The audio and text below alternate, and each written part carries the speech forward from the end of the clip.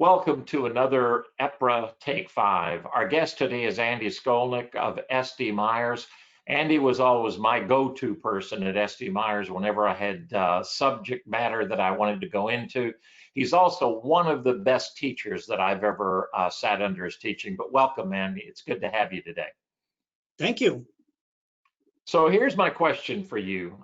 In these Take 5 slots, what we're trying to do is to get a provocative question, a good answer, and if you leave us wanting, that's absolutely fine. So Andy, you've seen a lot of the growth of natural esters over the years. I think we grow about 1% a year in our testing.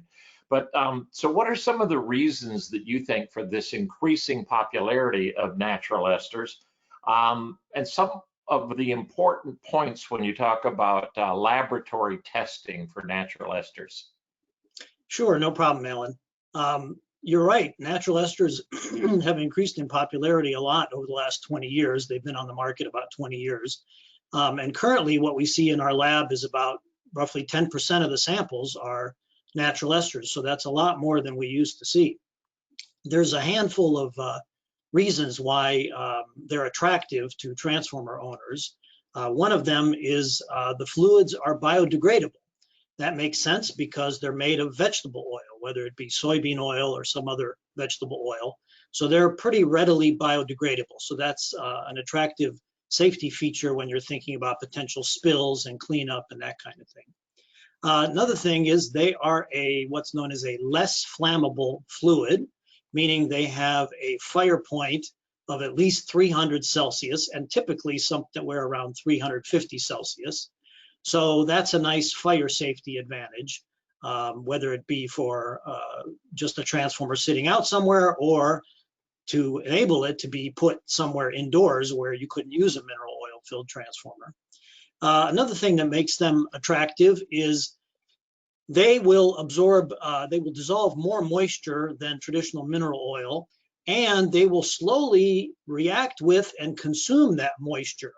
So over the long term, they will dry out your transformer to some extent.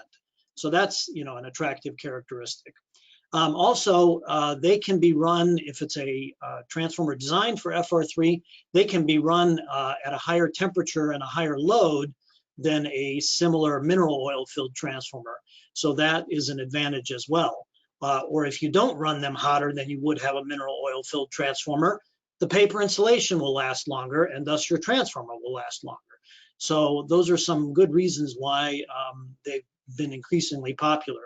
Now, in terms of looking at laboratory testing, you can do most of the same testing that you would on traditional mineral oil, but there's a few tests and a few things just to keep in mind so you're not surprised when you're looking at your first test report of a natural ester fluid.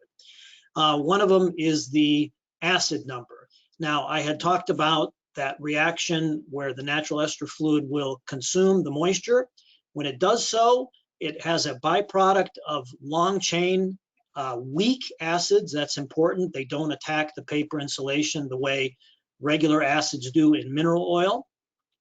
But since it will naturally produce these long chain weak acids, you will have a higher acid number. That's normal for these natural ester fluids. Another thing similarly is the interfacial tension test. The molecules that make up the natural ester fluid are a little bit what's known as polar, and thus they have, as we said, a bigger attraction to moisture, and therefore in the interfacial tension test, they will have lower values, but that's completely normal for that fluid.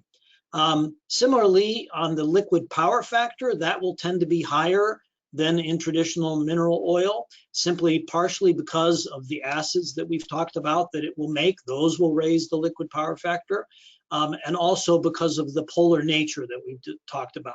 So higher liquid power factor readings are normal for natural ester and should not be a surprise.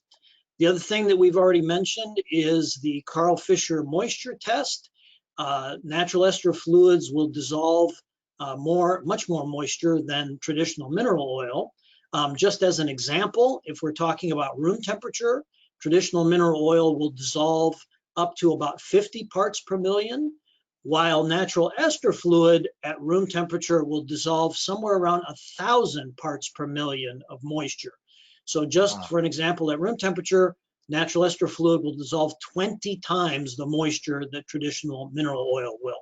So it's good to expect that when you see your ppm results. But again, that's totally normal.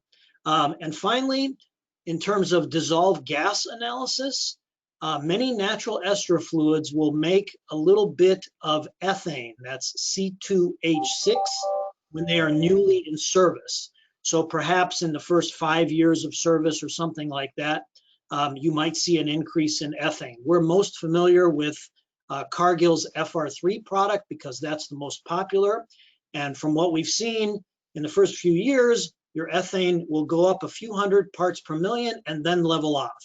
And we usually see that level off, and that's good because then we know it is just this stray gassing from the natural ester fluid, and it's not indicative of a localized hotspot the way it might be otherwise. So that's some of the reasons why it's increasing in popularity and what to look for on test results. That is excellent. And I can guarantee you there's a lot there to unpack.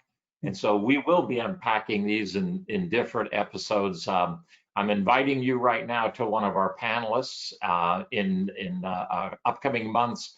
We will actually talk about monitoring diagnostics and the different ways to do that.